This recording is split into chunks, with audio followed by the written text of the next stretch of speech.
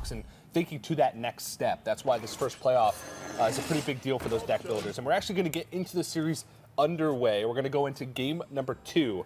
Thijs won game number 1 with his priest deck over Casie's warrior. Casie queued up the warrior again. This time it's up against Thijs's control mage deck. It's a deck that's very similar to the Gunther mage, the Discover mage, as we called it in the Ungoro meta.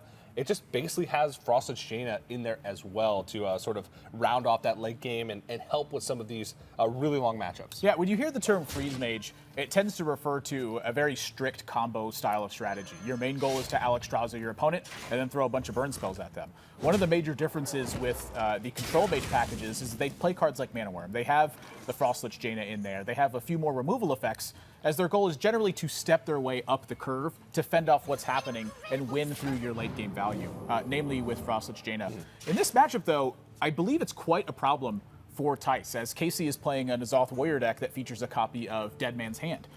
Dead Man's Hand shuffles your current hand into your deck, so that allows him to have access to second copies of N'Zoth, second copy of Scourgelord Garrosh, as well as just a wealth of resources to avoid fatigue damage as the late game sets in. Yeah, fatigue is really not an option for a win condition here. And this is one of the things that I was super excited about this matchup for these players, is that we're seeing some matchups that you just don't see. We have not really seen in any type of tournament environment the limited amounts that we've had in the Knights of the Frozen Throne meta of N'Zoth Warrior versus Control Mage. So it's going to be interesting to see how these guys navigate. But again, fatigue is not an option because of Dead Man's Hand. You're also putting more resources into your deck with Direhorn Hatchling.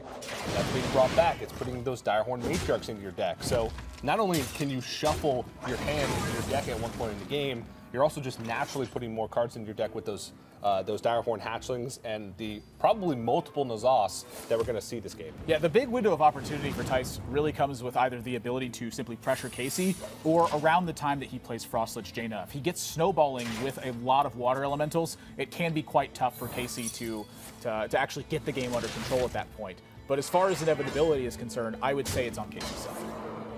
So you've been playing a little bit of N'Zoth Warrior since this expansion came out. Talk to me about some of the other cards that we're seeing prop up in this deck that came from Knights of the Frozen Throne. One of the big ones was Mountain Fire Armor. Prior to this, Warrior didn't really have a 3-drop that it could simply play on its own. Ravaging Ghoul, you wanted to save it for the right moment. With Acolyte of Pain, it wasn't always giving you the board presence you needed in the face of a slower matchup. The Mountain Fire Armor packs quite a punch with 4 power at 3 mana. And the additional armor gain is quite important in the slower matchups. You would think that maybe in the more aggressive matchups that armor suits better, but they tend to simply ignore the minion because of its 4/3 body. It doesn't trade that well. But the big one is just the game changer that Dead Man's Hand produces right here drawn for Casie. Shuffling your entire hand into your deck and duplicating these resources is just something we haven't seen in Hearthstone prior to Knights of the Frozen Throne. And right away, he's going to do it for the maximum amount, even shuffle a coin back into his deck. Yeah, I mean, at this point, N'Zoth is the key target, I feel, but just having more cards is also the key there. Being able to have multiple N'Zoths, as we mentioned, Mountain Fire Armors, Direhorn Hatchlings, this sort of has to tell Thijs, well, I have to change my game plan a little bit. I'm not going to win in fatigue. I'm going to need to pressure. Because at some point in the game, Casie is going to have 10 cards left in his deck, and Thijs is already going to be ticking into fatigue. Those Mountain Fire Armors that are also going to be brought back by N'Zoth are going to allow him to just gain absurd amounts of health. Right, and when Casie just continues to extend his life total this way, this becomes fairly problematic for Thijs. Again, his one major window is with the tempo that Frostlich Jaina can produce over the course of a few turns, as well as the value it produces. But as Casie's life total continues to build, and he's cycling those battle rages for major amounts of value, this is an uphill battle for Thijs at this point. And Thijs has the benefit of being able to play the Frostlich Jaina early. This is a pretty big deal. It looks like he actually kept it in his opening hand off the mulligans, which I do believe is correct, just because it's such a key card in these long, grindy matchups.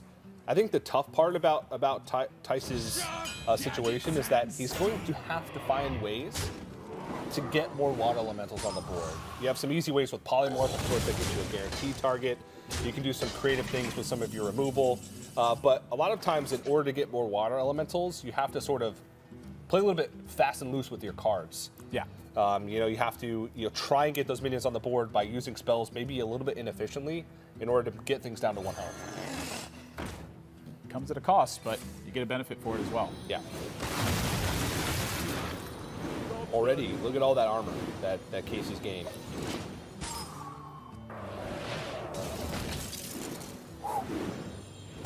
This is going to be a tough one, Siege. Double-digit armor is a possibility. Triple digit, you mean? Triple digit. Double digits beyond the 1, of course. I mean, that's... That's just Is that how everybody says it? that's just to bring it on. Yeah. Bring it on. Usually Bring It On is seen in more of the, like the Cold Light Oracle. Cold Light Oracle versions, the Blood Warriors type decks. Yeah. I'm a big fan of the way that Dead Man's Hand has started to shape the later game warrior decks, where you have so many different options of angles to attack that it's just dependent on what you expect your opponents to play. I think that's one of the most rewarding experiences with deck building in Warrior, is that your choices matter so much when it comes to what deck you're actually playing and the metagame you expect. Like you mentioned the Blood Warriors version, the Cold Light Oracles, the N'Zoth that we're seeing now. Yeah. One card to look at is definitely going to be the Scourgelord Garrosh. It's not a great card in this matchup. 1 damage to all minions. Hero power is not nearly as good as armor up. I feel like that's the case with a lot of matchups. Scourgelord Garrosh is a card that players were pretty excited for to try out in Temple Warrior, but that archetype never really took off. I think as just like a byproduct of the current meta, it may be. I'm not a huge fan of the card at the moment, just because it doesn't feel like it has a place. Maybe in some aggressive lists, the weapon allows you to have some big swings on the board, and you can sort of turn the corner against aggressive decks a lot of times if you've been able to gain armor up to that point. But giving up your armor up in this matchup, probably not something that Casey's going to want to do for quite a while. Yeah, in this matchup in particular, I think that it takes a back seat to a lot of your tools. But overall, I love Scourgelord Garrosh. I think that card was surprisingly good in my time playing with it. I expected it to be one of the weaker Death Knights that was out there because Warrior had so much strength with Fireplume's Heart and the quest from Ungoro. But the card has been a surprisingly strong engine to a number of builds I've seen that utilize Dead Man's Hand. As Casie attacks faces, this somewhat signals a brawl incoming or some sort of AoE damage. Yeah, now the second secret that is up for Casie, or sorry, for Thijs at the moment, was one that came from Primordial Glyph. So maybe a little bit worried about Counterspell, Spellbender, something along those lines, but it is going to be the mana bind. So Thijs is going to get a copy of Brawl.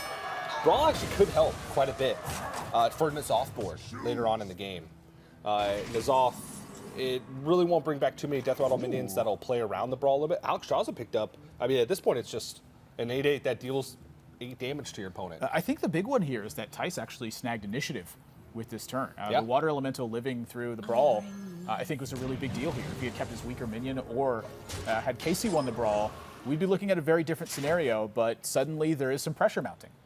Yeah, still a long way to go, as Casey's health total is still at a robust 46. Now, mind you, there is still a copy of Coin. There's multiple Sleep with the Fishes, lots of weapons left in the deck. There are a number of dead draws for Casie at this point. When you use Dead Man's Hand, one of the disadvantages to it is that it stacks your deck full of cards that are not the key ones you're looking for. Yeah. N'Zoth was identified as a super critical card, and now he's drawn the second copy of that.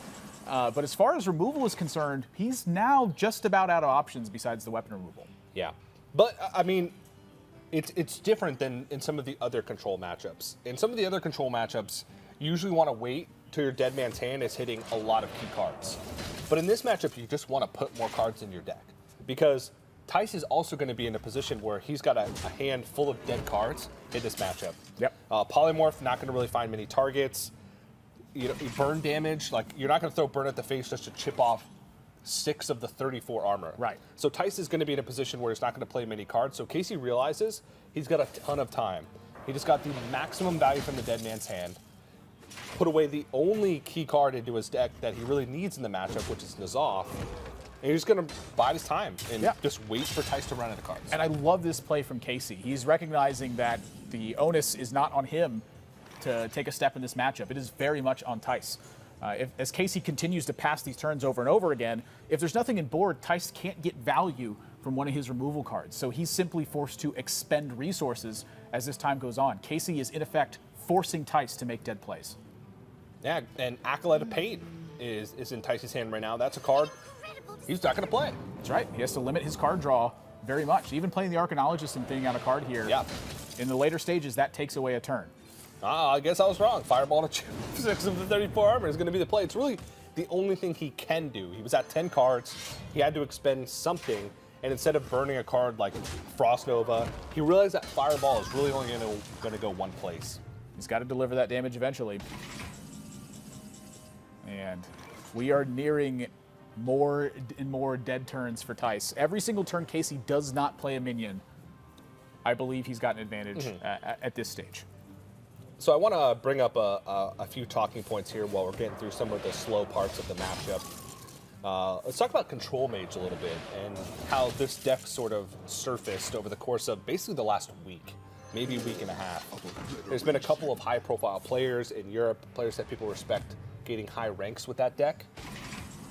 Where do you think it fits right now in the current meta? Is this one of the decks that's going to sort of be the game changer when it comes to a format where Druid is being banned most of the time? I think this deck performs very well against non-greedy lists, and that just happens to be what Thijs has run into here. You think about the Highlander Priests. You think about some of the Freeze Mage matchups. You think about mid-range Shaman.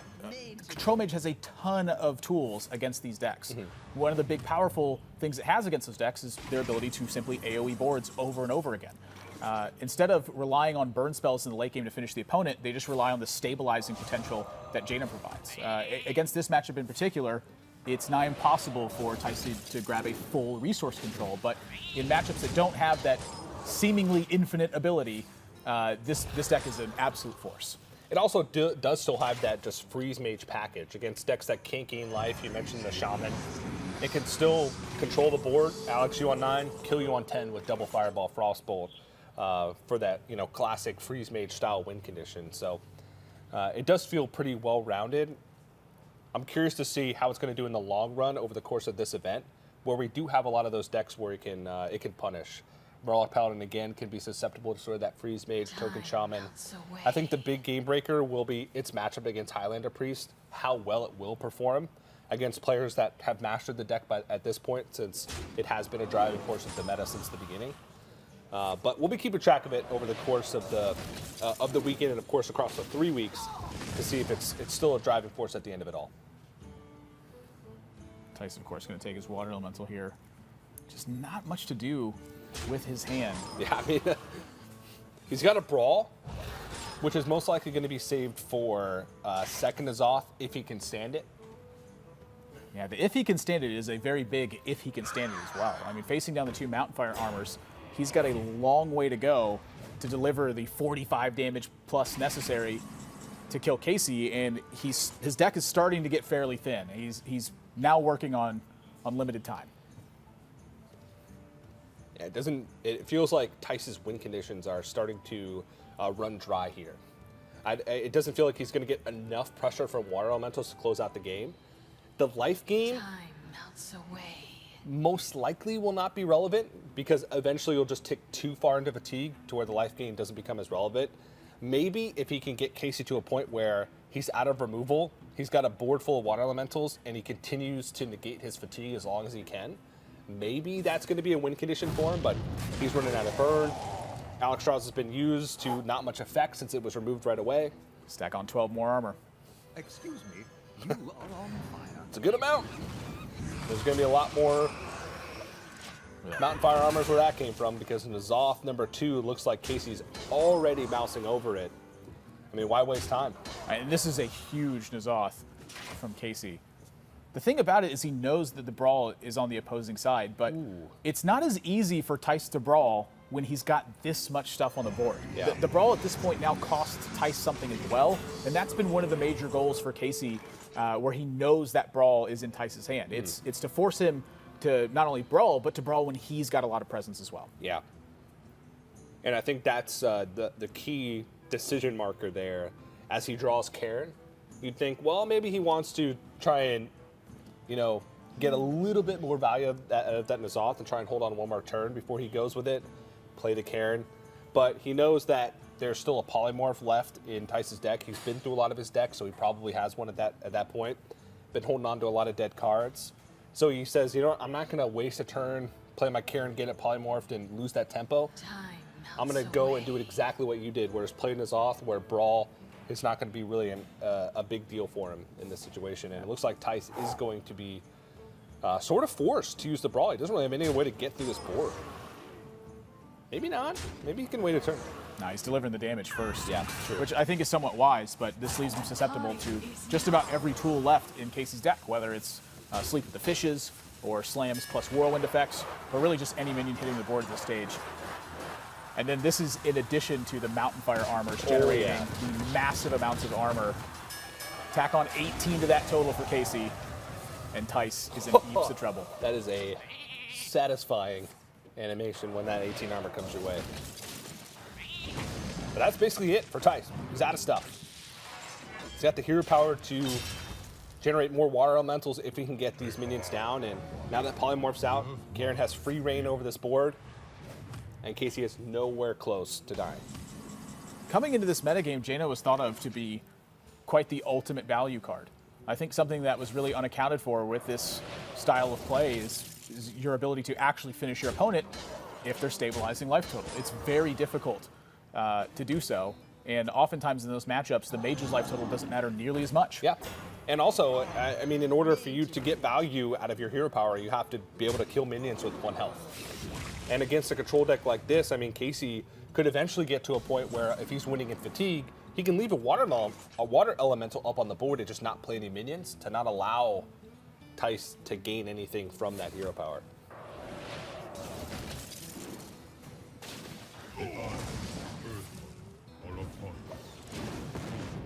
This looks about right to me, but yeah, I don't think it's enough. I don't think any way you slice this that Thijs is able to race the fatigue damage that will be setting in soon. It would require Casie to draw quite a few dead cards in a row. If he's able to present more threats or sufficiently clear boards, notice that he's even foregoing, I was considering foregoing the card draw for a moment from the slam. He will on one of them. Oh, he will on both of them, actually. Yeah, I mean, I don't think there's any reason to use that. He's got enough tools to be able to sort of sustain through this, and Thijs almost out of cards. 2 cards left in his deck. Doomsayer being one of them. I don't think there's any way out for Thijs, and I think Thijs knows, concedes it over, and the power of the N'Zoth warrior in these sort of control battles, you know, just showing through right there. Yeah, I mean, Thijs is quite a formidable opponent as well. I mean, this is a 2-time European champion. He was top 4 at Worlds in 2015. He made it to World Championships in 2016. This season alone, you're looking at a couple top 100 finishes from him. But Casey's no slouch either. This guy's been to a number of playoffs at this stage, and we're looking at a top 4 for the Europe Spring Championships, as well as a top 8 in 2017 for this year's Europe Spring Champion or playoffs. Yeah. All right. Well, Game 2 is in the books with that win. We're going to return with Game 3 in a few moments. So don't go anywhere.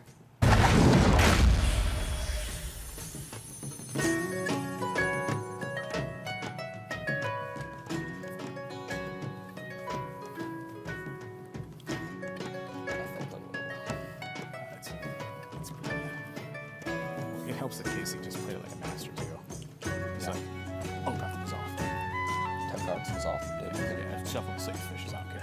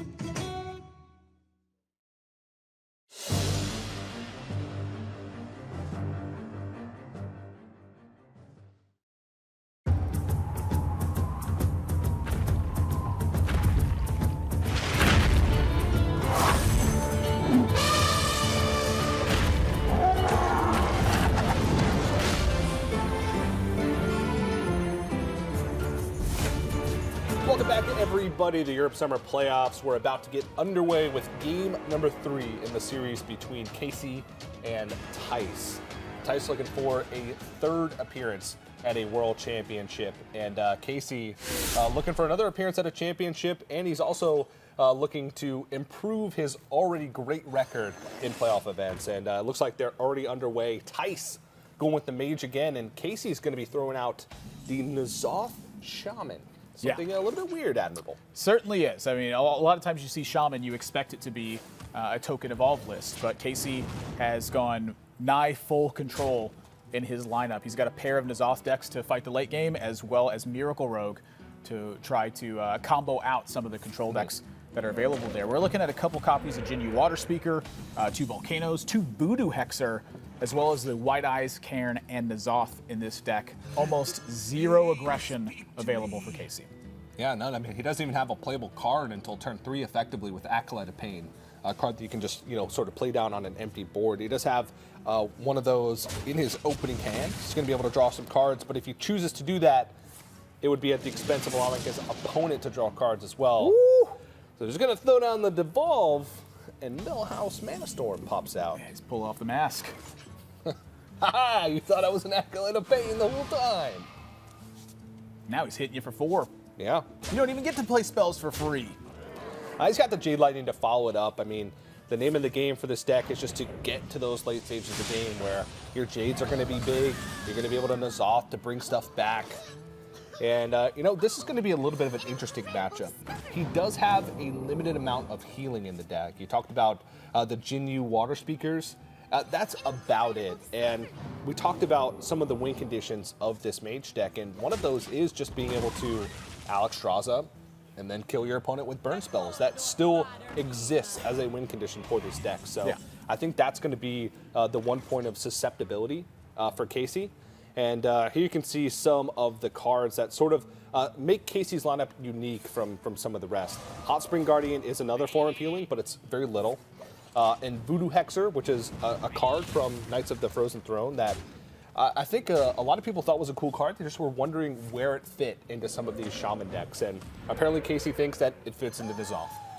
Yeah, it's kind of a tough card to fit. It reminds me a lot of Ally Armorsmith and its defensive capability, but Shaman doesn't have quite the same life resource that Warrior has with its wealth of life gain. And so he's much more susceptible to aggressive pushes from Thijs because Casey's board sweeps and removal spells tend to be fairly high value. They're looking for more significant targets, not really 2/3s that have replaced themselves already for Thijs. So he's fighting that uphill battle plus the late game potential of the burn from Thijs. In order for him to win this matchup, he typically needs to get some aggression rolling. And again, we mentioned how difficult that is for his deck.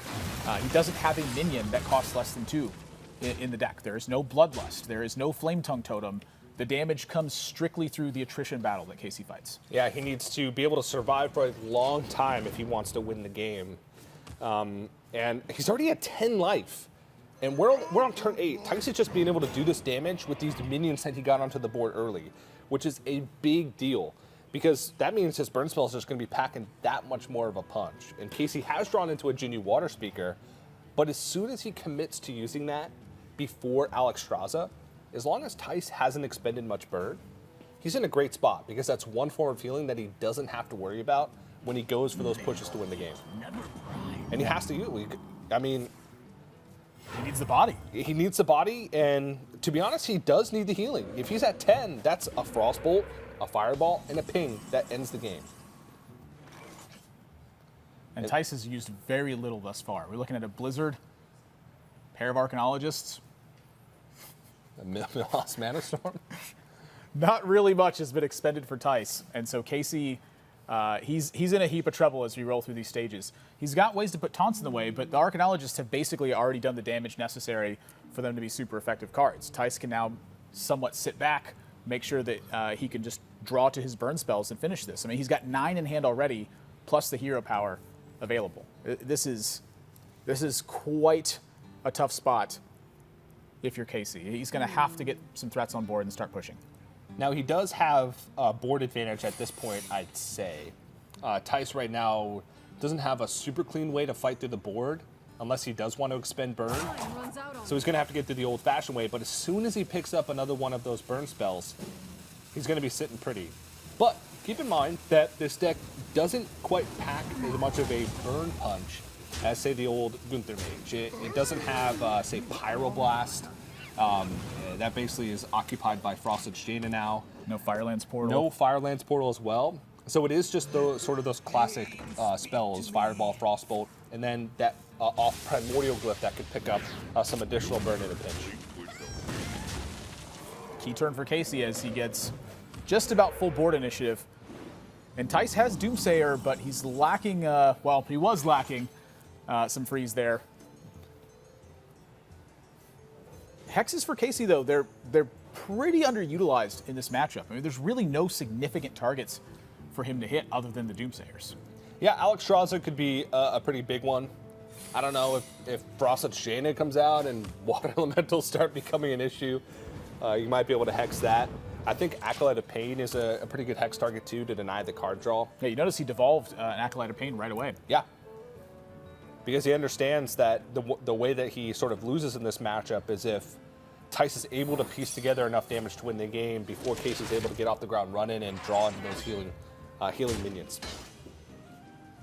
Notice Thijs didn't even use the Doomsayer in this spot. He's got so much life with the Ice Barrier, the freeze, the ice blocks that are up. Yeah. He's simply taking his time to ping Casie down, hoping that he commits more to the board to try to get an aggressive push so that Doomsayer threatens that much more value.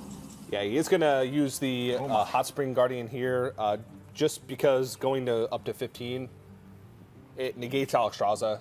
You don't want to sort of heal from like 14 to 20, for instance, because that healing is kind of negated if your opponent has Alexstrasza. But say healing from 12 to 15 is actually really good because you know that you're taking out that part of burn from your opponent, but you're also sort of negating the effect of Alexstrasza.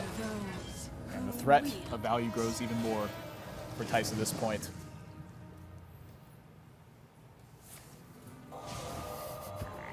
The old Hex the Water Elemental. There's your hex target right there. A classic. Yeah, I don't think that hex would have been expended if he did not have that devolve in his hand. I think it's somewhat unlikely. Yeah. Primordial Glyph, that can turn into some burn. Let's see if he can pick up some damage. Ew. That's what I was thinking. I don't know. The old Forbidden Flame Manabind Frost Nova. Classic. Classic. I feel like the Discoverers have, the pool has been diluted a little bit by some, suboptimal cards for a lot of mage lists. You have like Simulacrum, Frozen Clone, the new secret. Glacial Mysteries. Glacial Mysteries, Breath of Sinjagosa. There's a lot of mage spells that have been introduced with Knights of the Frozen Throne that don't fit in with a lot of the current mage strategies. And I feel like that has sort of made Primordial Glyph slightly weaker, especially in these situations where Thijs is basically looking for burn and burn only, and having those cards sort of dilute the pool makes it a much less effective card. This is just a very weird game of resources. Primordial Drake just to get pressure going, blow up some of your own minions. Yeah, make room on your board, and you draw a card from the Acolyte of Pain. Not a bad deal. You do give him a target to ping in order to get a Water Elemental, but hey, who cares? And Thijs is starting to get in a precarious situation. A lot of this Doomsayer holding, I think, has been for Thijs to either draw a second Doomsayer or just to wait until the right moment where maybe he can stall enough damage from Casie that even if it gets devolved or hexed, that he still bought enough life from it that it mattered a significant amount. But right now, the situation is starting to turn around a bit. Thijs has failed to draw a burn for a number of turns, and he's also failed to draw significant AoE spells that impact the board. So this is the window for Casie, I think, if he can take this game. He is pinging every turn. He's making sure that he gets that damage in. And really, he's not under too much of a threat. He has these secrets available to him. He has at least like 4 turns before he's under any pressure of dying. And right now, he is on a Fireball draw for lethal. Fireball, Frostbolt, plus the ping. He does have enough mana, and that's exactly 13 damage. So Casie really needs to pick up one of those additional healing minions that he has left in the deck, which is a one of a Jinyu Water Speaker left and a one of Hot Springs Guardian left. So those are going to be some key draws. He did just fill up his board, though. But he could always like volcano away his board and play a healing minion in a desperation attempt. Well, that is another problem actually for Casie, is that now that his board's full, even if he draws a healing minion, something on his board is going to have to die. And I don't think Thijs is going to let that happen just yet.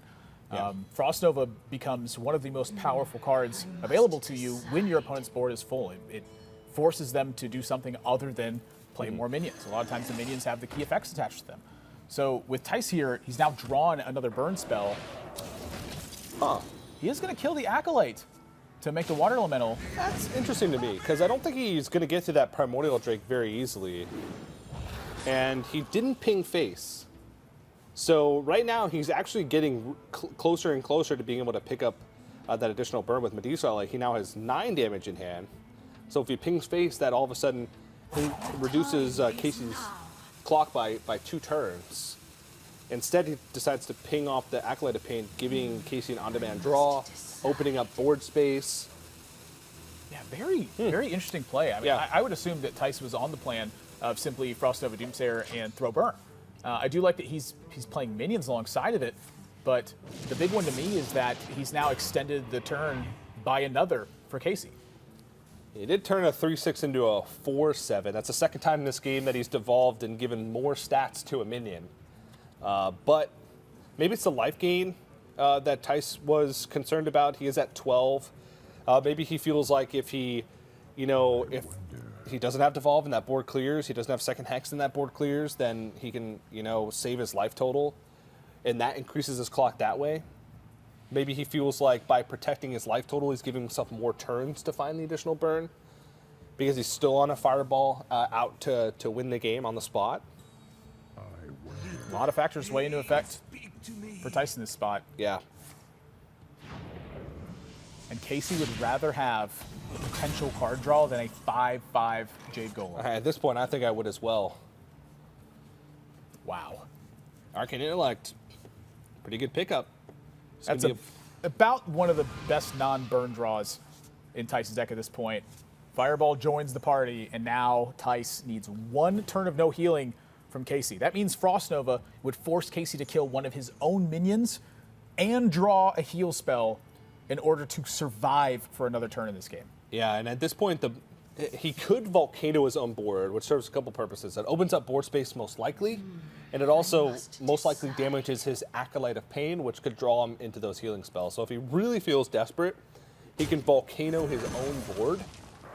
But now there's actually a lot of health on the board, especially with Doomsayer. There's a 7 health, and a 6 health minion. So if he volcanoes, there's a chance that it may not even hit the Acolyte of Pain.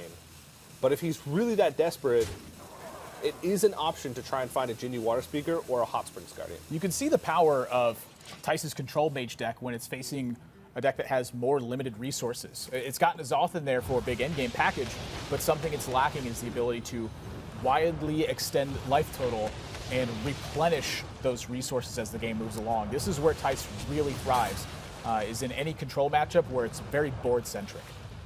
All right, well, he hit the Acolyte of Pain twice, but didn't draw into any healing.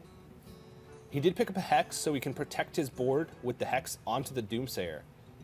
But it's not going to be enough. Thijs has the damage to end the game, and it looks like Thijs is going to be going to game number 4 up 2-1.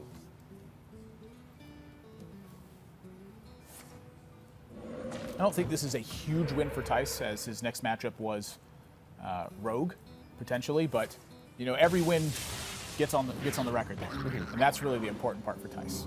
He's taking the lead in the matchup.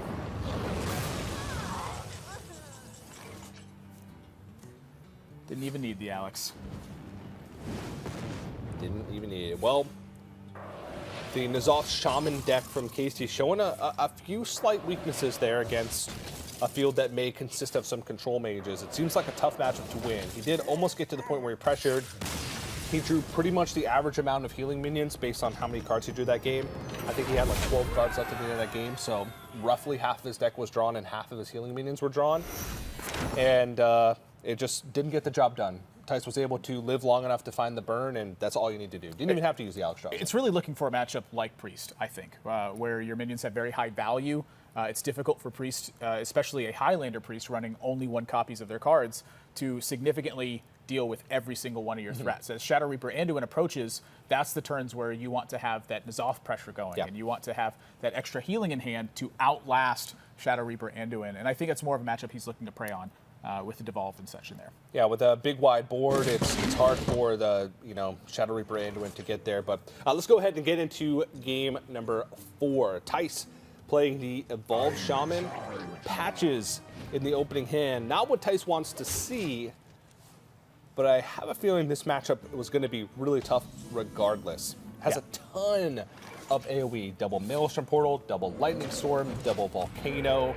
It basically just has a ton of ways to remove the possibility of Thijs being able to have a board for Bloodlust or being able to have a board for Devolve. He would have had to snowball really hard early on in the game and dodge every single AoE spell. Yeah, this is another style of matchup that I think is also beneficial for Casie. When you're playing against an aggressive deck that is very synergistic in its build. You think about Murloc Paladin, for instance, you need to chain Murlocs together for that deck to really get going. Think about Pirate Warrior, for instance, though, they typically just need threats out to deal damage. It's a matchup where I could see Casie maybe struggling a bit more. In this one in particular, if Thijs isn't able to get a major swing with Evolve at some point, he doesn't have much of a shot in the game. So his big turn is looking for is the Doppelgangster into an Evolve, and then hoping that Casie can't clear that out effectively. Well, right now it looks like Casey's going to be able to clear out pretty much everything effectively. He's even got a board lead this early, which is pretty unheard of for a deck against Evolved Shaman. Evolved Shaman prides itself in being able to contest early boards regardless of what deck it's facing. That's why it's a deck that's widely considered one of those counters to the faster decks like Pirate Warrior and Murloc Paladin, because it's hard to beat it early. And if Casey's beaten it early, hold on. Let's go ahead and heal the air elemental. Just take the advantage while he can. Getting a 3/6 body on board spells a lot of trouble for Thijs. All of his early minions, they sit around the 2 to 3 health mark. And so a situation like this, and look what Thijs has just expended to still not have board control in the game. This is a massive turn for Casie. So Thijs really needs some raw stats from the Doppelgangster Evolved. He needs so many raw stats, in fact, that it has to be able to survive like multiple minions from a Volcano, which is going to be pretty unlikely, I'd say. But we'll see. It's a very powerful combination.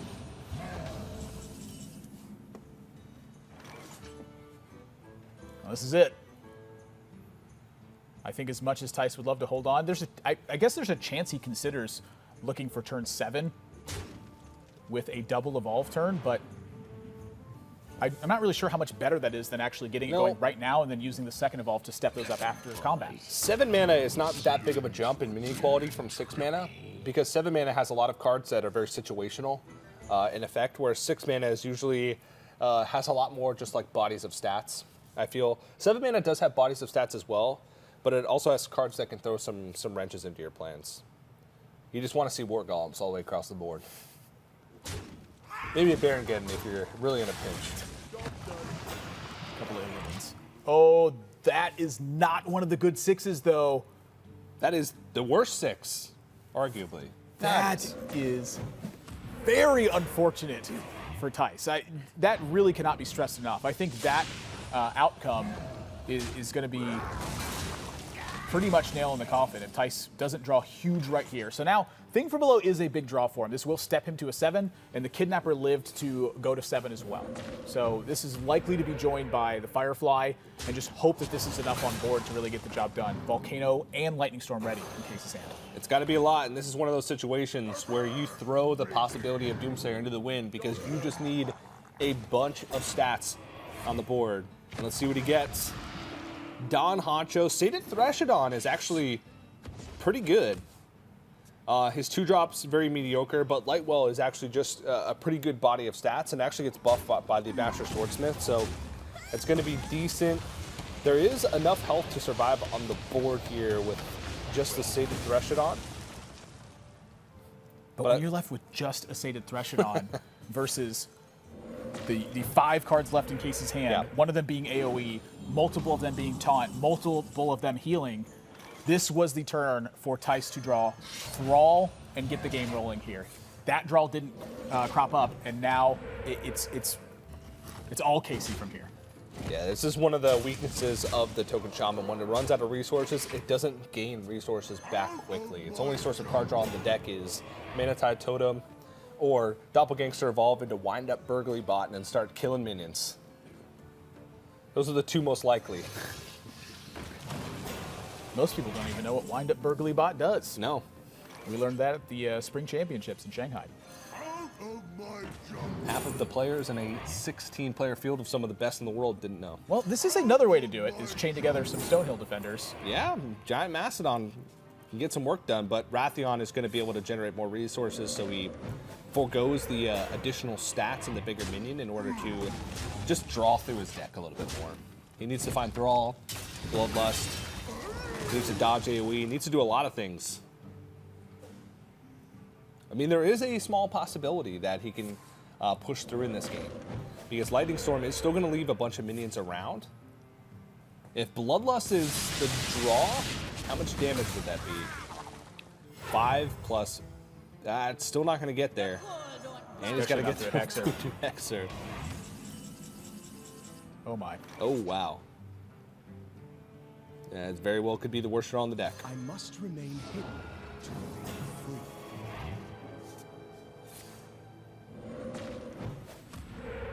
Bloodlust is a big one. I think Casey's just got too much. And add more to it. The N'Zoth turn is approaching as well. And that's another big hump for Thijs to get over here. He's losing a couple of his minions. Casey's fortifying his position on board. He's even just going to forego the taunt. He just says, you know what? I want extra life. I want extra bodies. I want to be able to fight and take away the possibility for Thijs to land a big Bloodlust. 23 damage, I count.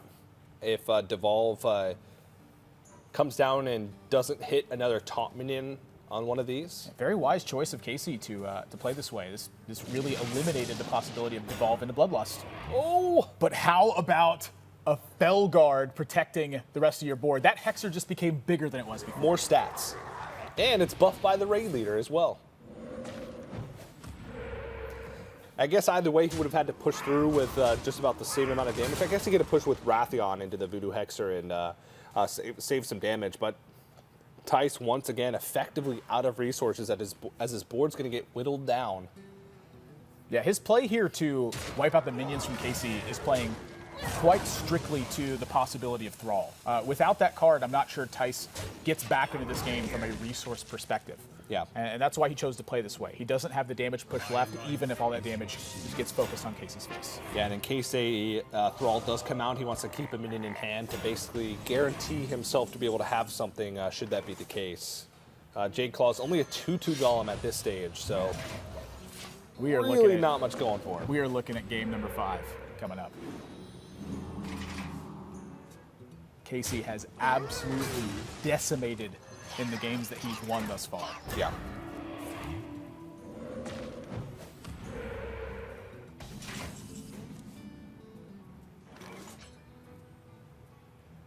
Is there a world where you hold on to the Serenite Chain Gang and hope that your next draw is Thrall? Yeah. Now, if he rolls a taunt totem, probably not. He's going to hold on to it, though. All right. That's the game plan for Thijs.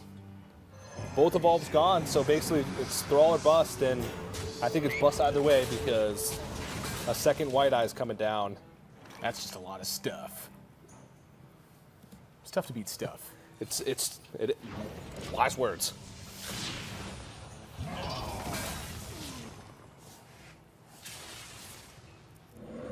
And this is what a lot of control players thrive on, is the ability to have decks that suppress early aggression, but then thrive in the resource war. You'll have some bad matchups along the way. Take a look at the control mage from Thijs. Yeah. Your goal is to win the matchup. Or, I'm sorry, the match, though. Not to just win the single matchup, it's to win the best of 5. That means making sacrifices. Yeah, a lot of times players in the Conquest format will target a very specific deck, which means a lot of times they'll forego being positive in certain matchups. They'll say, well, I'm going to lose this deck with all my decks, but I'm going to beat one of his decks or two of his decks on the backswing. So, oh, there's a Storm Guardian. More stuff. More stuff.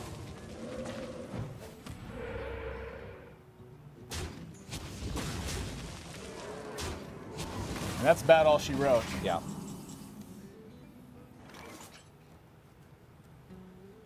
Nothing left for Thijs to respond with here. You win this There's Game concede. 5.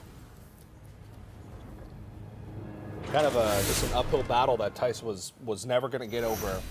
He had a couple opportunities where maybe Thrall up the top could have changed things if he got some good outcomes, but man, that's a tough one to win. It was really the power of Maelstrom Portal, I think, that really carried Casie through that game. The early disruption plus the additional minion presence allowed him to snowball the early board in his favor in a deck that's not meant to do it. Yeah. All right, well, game number 5 is going to be coming up in just a few moments, so don't go anywhere, guys. More Europe Summer Playoffs right after this.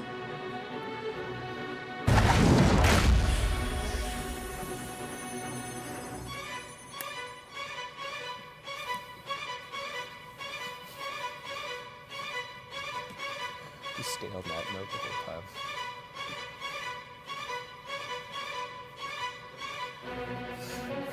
Poor Hammy.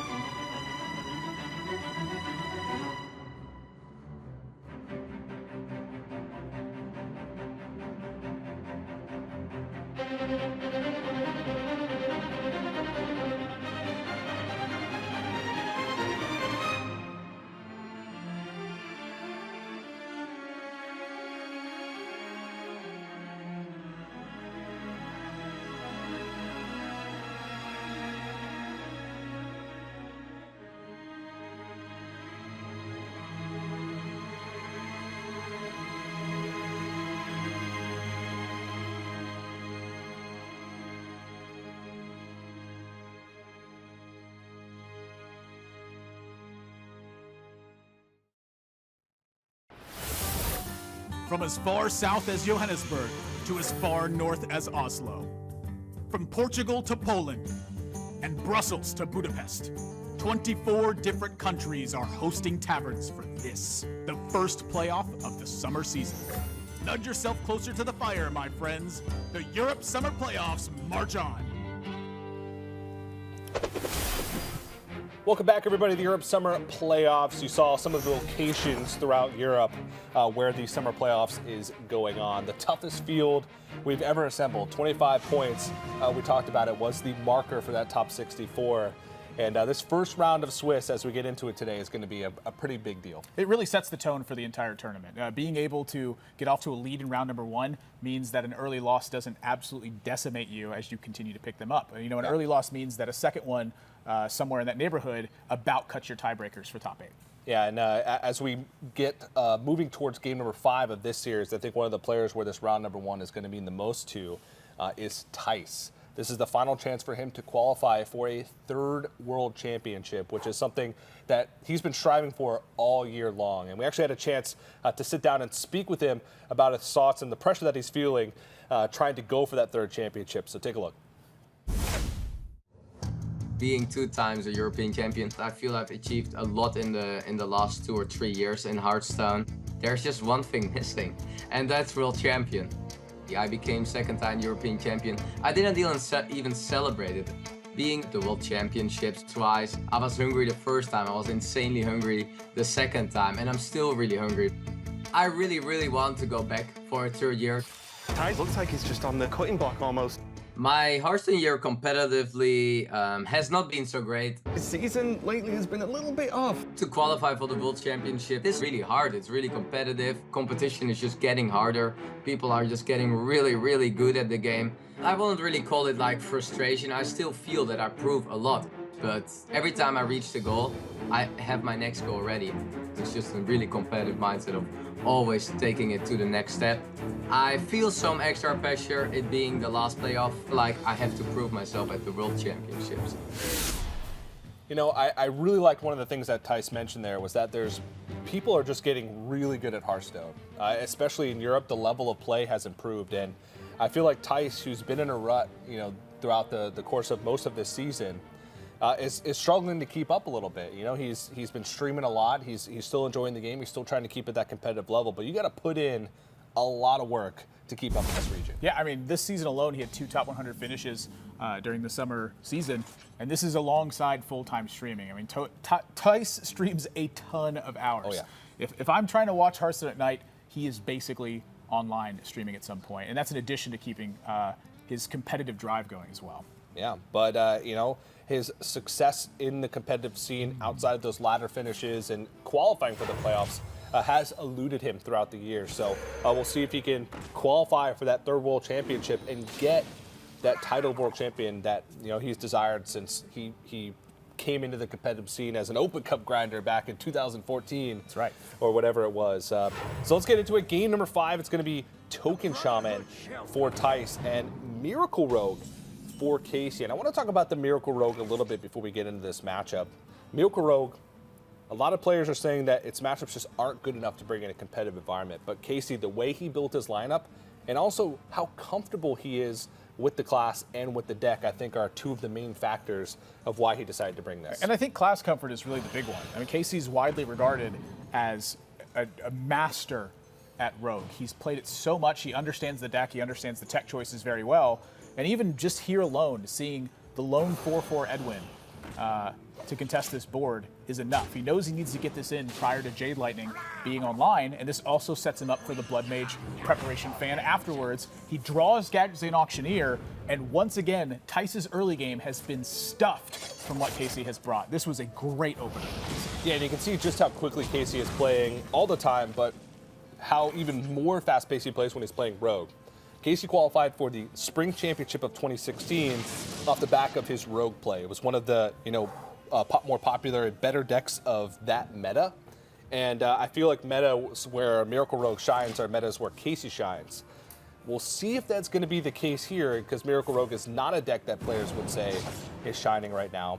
But he's off to a reasonably good start. Wow. And he's picking up the extra gas that he needs to get through that sort of dead hand that he had after using a lot of his resources to clear that first board. And a big one here is that Casie got 2 health minions from the devolve. What this means is that the Jade Lightning is going to be contested on board if Casie had to play something there. Say he drew the Mimic Pod that turn instead of the Shiv.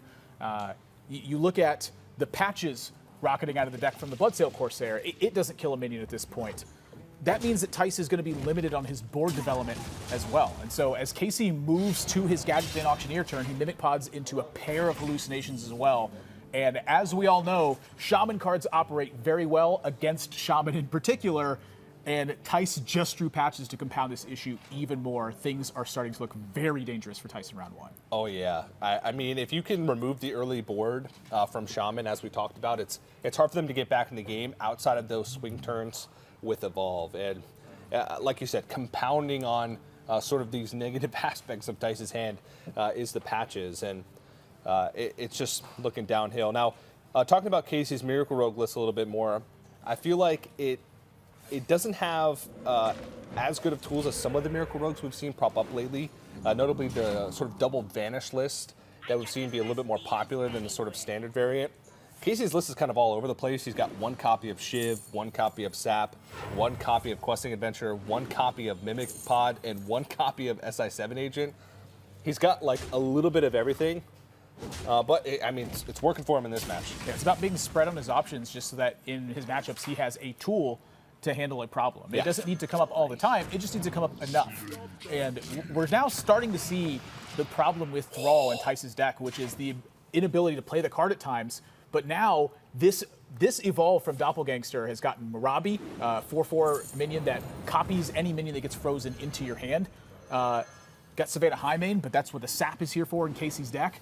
The Auctioneer survives the turn, and that's really the major mark that you're looking for in any rogue deck. If Auctioneer survives, they are smooth sailing afterwards. Yeah, and he has some options for some cheap spells, which he's going to continue to cycle through his deck. At the end of this turn, the Arcane Giant's going to be free, so that's going to make Casie in even a better position. And here. I don't know how often you take Totemic Might as a rogue, but It's it a looks cycle. pretty good here. That's it. It's not bad. That was 1 mana, draw 2 cards. Yeah, he can actually even clear off the entire board here as well while preserving his Gadsden Auctioneer with the dagger hit plus the flame elemental, or sorry, the fire elemental to take off the flame elemental, yeah. And let's add a big threat to that Firefly. as well. Thijs' deck is not equipped to handle these style of situations. No, not at all. It is not a deck that operates well from behind. And with that Auctioneer turn, Casie has just about sealed this. There's no threat of pressure from Thijs. He's got 12 uncontested damage on board, and we're going again. He might just be able to piece together lethal damage with an Eviscerate draw, potentially. Not quite. He wouldn't quite get there because he'd need mana for SI7H as well. Already used both preps in his deck and would have needed to have a dagger in that spot as well. But, I mean, it doesn't really matter. He's just controlling the board, pushing 12 more damage. Thijs doesn't have an answer to these threats at all. None. There's nothing in the deck that gets him out of this situation. And I think that's going to be it. A quick game, a whirlwind of a game. Emergency devolve into Doomsayer was the out to survive another turn here. Yeah.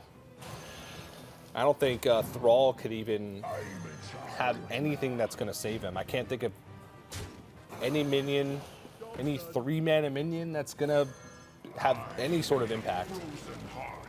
3 Wickerflame Burn Bristles. 3 Wickerflame Burn Bristles might do it. Well, there's one. Close.